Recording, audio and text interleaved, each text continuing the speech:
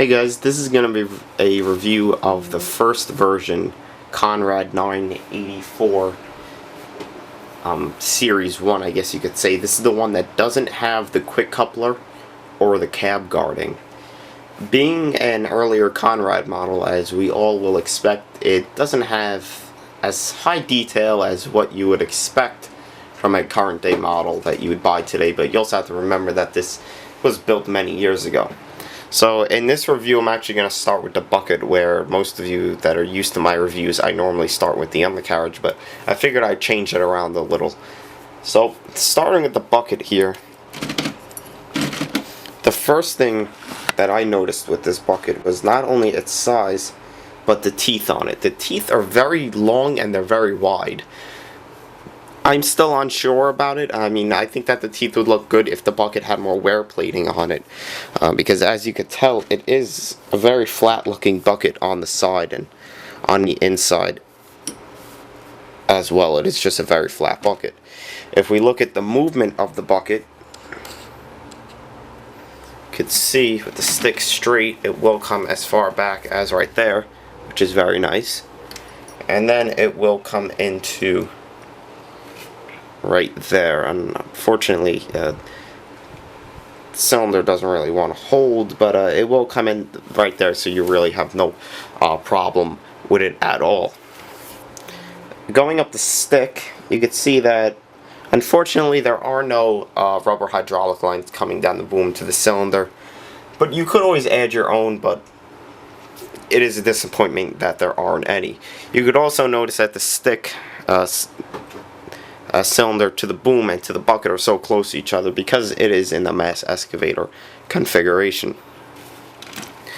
Coming to the boom, pretty much, you know, normal. It's nothing crazy. Again, would nice to have some hydraulic black flexible lines, but if we change the view on the camera, we could see casted on the boom are what would be hydraulic lines, but unfortunately they don't continue.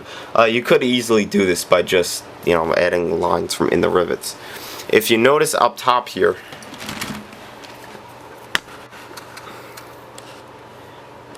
there are two hydraulic cylinders, and that's both to curl the stick.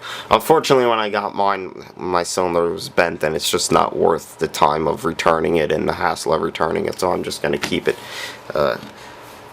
You know, it's just really not worth it if it was to be returned. Now I'm going to show you just the movement on the stick. So the stick's straight right there, and then if we bring it in, it will go in as far as right there, and then it will come out to right there, which is almost as straight with the boom, so that's really good.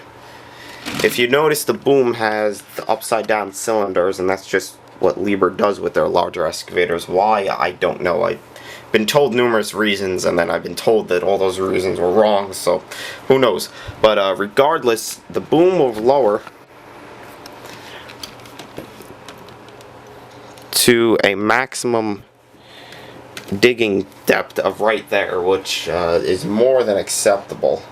And I barely even have my model that much, so the hydraulic line doesn't want to stay in. But you can see that's, you know, like I said, more than acceptable. And if you want to see it like that, you know, pretty good if you ask me. And then it will raise to right there, which, you know, could be a little bit better, because figuring that the stick is short to begin with and it's even still not that high off the ground, you would think it would get a better boom angle, but you always could change that for yourself. Coming to the undercarriage, where I feel is the biggest disappointment, and reason being are, this is a perfect example. If you look right there, for example, right there, you could see there's paint and then there's metal. And for some reason, other manufacturers do it, but these Conrad metal tracks aren't painted in the creases in the pads. What I did was I took some paint that matches exactly to it, and I painted them. So you can see that these ones are over here painted, and to see the difference of them, I'll spin the undercarriage and then zoom out. And if you notice, these are unpainted and those are painted. And I know it doesn't look like much, but when you display it on a shelf, you could definitely tell the difference. It's really not much to do, so I'm not going to say too much about it, but it would have been nice if it was like that stock. Looking at the side of the undercarriage and the track frame, you can see the drive motor is casted Liebherr. Unfortunately, it is plastic, and then you can see you have a plastic rail right there to get up to the top of the undercarriage. If you notice under here, there are rollers, but they don't roll, so they're just casted in. And the good thing about it is that the tracks roll very smoothly, and I don't feel like they would ever break off. Coming up to the top, surprising metal handrails. But it is Conrad, so it is going to be a very high build quality. And if we look inside those handrails, you could see what they tried to make a diamond plate over here. And as you can hear, it is textured, so it does look pretty nice, and I do like how it is chrome. And then that goes on to the rest of the machine back here. Looking at the cab, and this is going to be a great view of the cab because they didn't add much to it.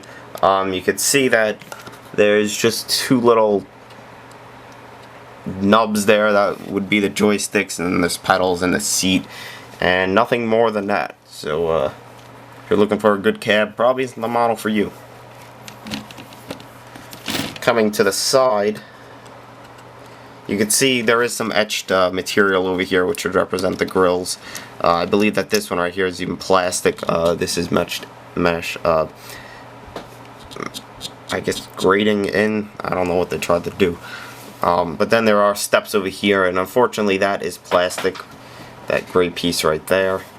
And then coming around the top of the back, and once I get done with this, I'll go to the counterweight and whatnot. But on the back over here and on top of it, you can see the engine cover, and once again it's etched again, but it's not etched through. And the handrails over here are metal, and the exhaust back here is also metal, and it's chrome also, which looks nice. And then more metal handrails over here, and the top is really nothing special. You can see right here you have the hydraulic lines running from the body to the boom. And if you look on the boom, you can see more of those casted hydraulic lines. Showing the counterweight.